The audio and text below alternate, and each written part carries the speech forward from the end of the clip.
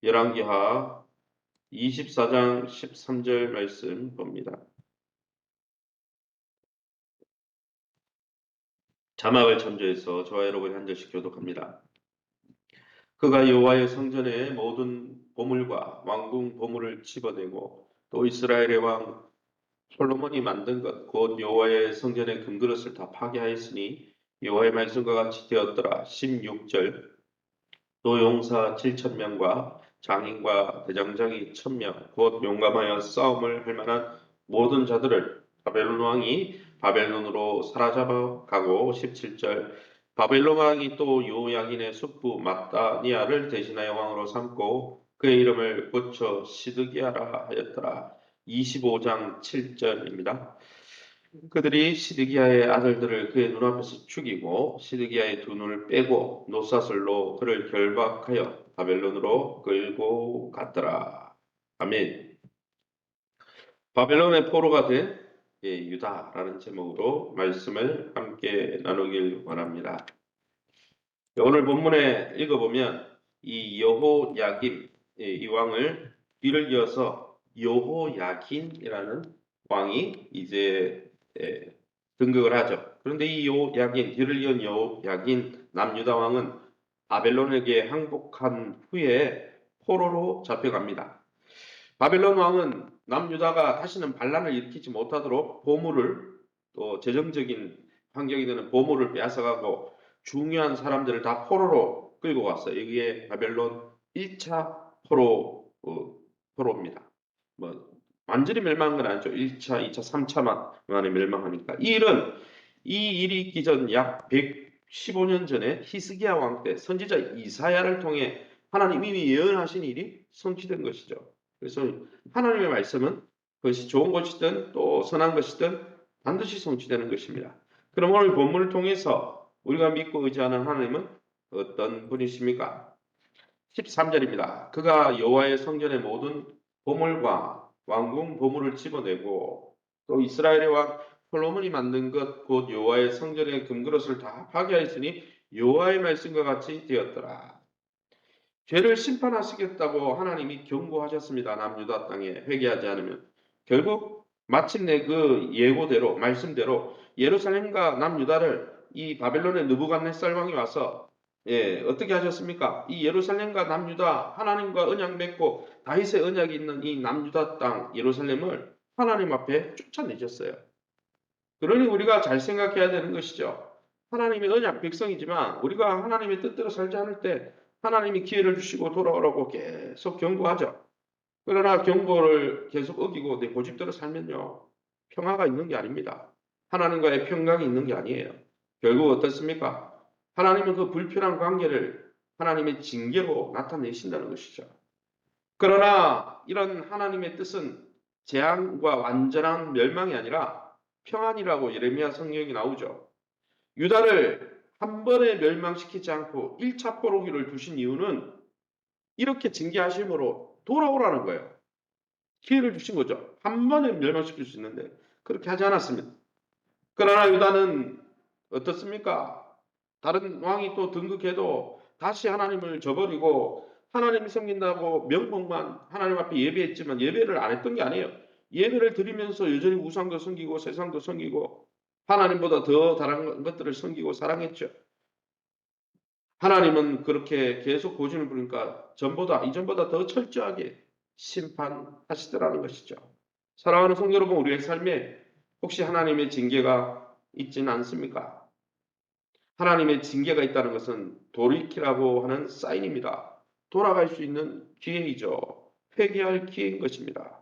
그러기에 하나님의 그 경고 앞에 날마다 귀를 기울이며 하나님과의 관계를 회복하고 하나님과의 사이에 친밀한 평강과 평화를 누리시기를, 그게 평강인데요.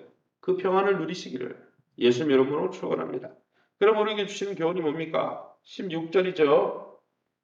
또 용사 7,000명과 장인과 대장장이 1,000명 곧 용감하여 싸움을 할 만한 모든 자들을 바벨론 왕이 바벨론으로 사로잡아 갔다 했습니다. 바벨론은 여호야긴을 항복시키고 왕을 항복시키고 포로로 잡아가면서 성전 왕궁의 모든 보물을 가져갔습니다. 백성 가운데 가난한 자는 남겨두고, 가난한 자는 뭐 소용이 없으니까 모든 귀족, 기술자, 군사, 힘 있는 자 다 포로로 바빌론을 끌고 갔어요. 하나님의 뜻을 계속 저버릴 때 이처럼 우리는 우리의 존귀한 사람들, 우리가 소중하게 여기던 보물들, 심지어 거룩한 성전까지도 잃어버릴 수 있다라는 것을 우리는 보여주는 거예요.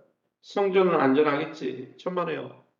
하나님을 무시하고 살면 성전도 무너져 버리는 거예요.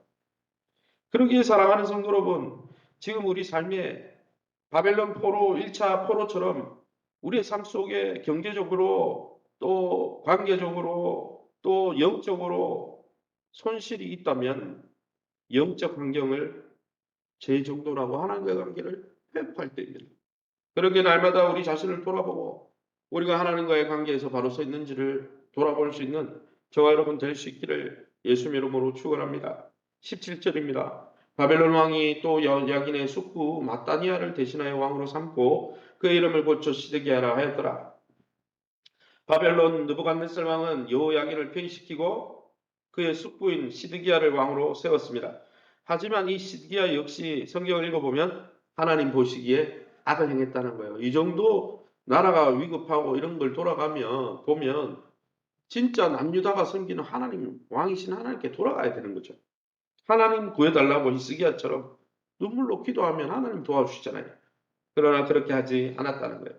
느부갓네살의 허수아비에 불과했던 이 시드기야 왕은 예레미야 37장에 읽어보면 예레미야 경고를 무시합니다. 예레미야를 통해 하나님이 경고하시고 이렇게 해라 하는데 다 무시하고 거짓 선지자, 자기한테 좋은 말만 해주는 거짓 선지자들의 이야기를 듣고 살다가 여호야김, 전왕인 여호야김처럼 바빌론에 반역을 하게 됩니다. 불행하게도 남유다의 역사를 향한 하나님의 뜻을 깨닫지 못한 거죠. 왜 하나님이 이런 국가적인 위기를 줬는지 그걸 깨닫고 하나님과 관계를 회복해야 되는데 자꾸 장기를 쓰는 거예요. 세계 역사 속에서 지금도 말씀하고 계신 하나님의 뜻을 깨닫기 위해 저와 여러분은 어떤 열정을 쏟고 있습니까? 하나님이 우리를 향해, 우리 교회를 향해, 여기 한국 교회를 향해, 세계 교회를 향해 어떤 말씀을 하시는지 하나님의 말씀을 옳게 분별하고 있습니까? 하나님이 어떤 뜻을 이루기 위해서 지금 역사를 움직이고 계신지, 이런 남북한의 위기를 사용하고 계신지 분별하고 있습니까? 그러기에 우리는 더 말씀에 더 하나님 앞에 기도하면서 말씀과 기도로 1:1 양육 통해 우리 자신이 말씀 가운데 바로 서 있는지 돌아보고 또 우리 다음 세대를 또 하나님의 말씀으로 세워가야 되는 거예요. 말씀을 분별하고 그 말씀에 순종하는 것만큼 우리의 살 길이 어디 있습니까? 마지막으로 7절입니다. 그들이 시드기야 아들들을 25장 7절입니다. 시드기야 아들들을 그의 눈앞에서 죽이고 시드기야의 두 눈을 빼고 노사슬로 그를 결박하여 바벨론으로 끌고 갔더라. 시드기야 왕은 하나님이 아니라 애굽의 구원병이 오리라고 믿었어요. 애굽을 하나님처럼 믿었죠. 하나님 그렇게 하지 말라고 예레미야를 통해 경고했는데 예레미야 말은 안 듣고 자기에게 쓴소리만 한다고 예레미야 말은 안 듣고 그 쓴소리가 하나님의 경고인데 거짓 선지자들 자기에게 좋은 말만 하는 사람들 이야기 듣다가 어떻게 합니까? 애굽 믿고 애굽에서 원조가 그 구원병이 올 거라고 군사를 원조해 줄 거라고 믿었지만 애굽은 오는 척 하다가 되돌아와 버렸어요. 예레미야 37장 7절에. 우리가 지난번에 예레미야 성경 읽으면서 살폈죠. 그렇게 어떻게 됐습니까? 역사 기록에 의하면 예루살렘은 약 2년 동안 바벨론의 포위를 당합니다. 2년 동안 외부 단절이 차단이 되니까 어떻게 됐겠어요? 양식 끊어졌습니다. 서로 사람을 잡아먹는 일이 있었죠. 군사들은 다 도주해버렸고 왕인 시드기야는 자기 눈앞에서 아들들이 죽임을 당하는 걸 보고 그걸 다 보고 난 다음에 두 눈을 뽑아가지고 마치 삼손처럼 말이죠. 하나님을 떠날 때 하나님의 나라의 왕이든 나시린이든 아무 소용이 없잖아요. 하나님 떠나면 두 눈이 뽑히고 포로로 끌려가고 어떻습니까? 소나 나귀가 하는 그런 방아를 찍고 그런 일을 하잖아요. 포로로 끌려. 결국은 바벨론 포로로 잡혀갔다는 것이죠. 이 역사의 기록이 우리에게 무엇을 보여줍니까? 아무리 언약적으로 혈통적으로 아브라함의 후손이잖아요. 그들은 다윗과 하나님의 언약을 맺었어요. 보호해주겠다고. 그러나 그 언약의 특징이 뭡니까? 나는 멋대로 사는데 하나님 무조건 나를 도와줘. 그런 거 없어요. 언약이라는 것은 결혼이 대표적인 언약인데 한쪽만 잘하면 됩니까? 아니에요. 그 언약 관계가 이루어지려면 다른 쪽, 이 배우자와 또 상대편 배우자가 다 잘해야 그 언약 관계가 유지되는 거지. 한쪽은 열심히 이 언약을 유지하려고 하는데 한쪽은 계속 그 언약을 깨뜨리는 행동을 하면 거기에 그 언약이 유지되겠습니까? 그 관계가 유지되겠어요? 유지 안 되는 거예요. 하나님이 사랑이 없어서가 아니에요. 우리가 고집을 부려서 그래요. 우리가 고집을. 그러기에 사랑하는 성도 여러분, 우리가 하나님과의 관계, 하나님의 백성이고 중직이고 우리가 맡은 직분이 많고 신앙의 연수가 많다 이걸 자랑할 게 아니고 경건의 껍데기를 자랑해 경건의 모양을 자랑할 게 아니고 경건의 능력 정말 하나님을 사랑해서 하나님을 왕으로 예우하고 하나님의 음성에 귀를 기울이고 순종하고 있는지 하나님의 통치에 기뻐하며 순복하고 있는지를 돌아봐야 되는 거죠. 그러기에 그 하나님과의 관계를 점검하면서 날마다 이 땅에서 하나님의 통치 앞에 순종하고 복종하고 동행하면서 하나님과 동행하면서 하나님과 함께하는 참 복을 누리시기를. 그게 진짜 천국의 복이고 그것이 진짜 예수님이 죽으시면서 우리에게 주신 진짜 복이죠. 그 복을 누리시기를 이 땅에서 하나님과 동행하는 그래서 하나님이 책임지시는 복된 삶을 누리시기를 예수 이름으로 축원합니다. 시간을 우리 합심해서 기도하기 원합니다. 역사의 기록을 거울 삼아 우리가 하나님과의 관계를 바로 회복하고 이 땅에서 하나님과 동행 에녹처럼 아브라함처럼 동행하다가 하나님이 돌보시고 책임지시는 천국의 삶을 이 땅에서도 누리게 도와주옵소서.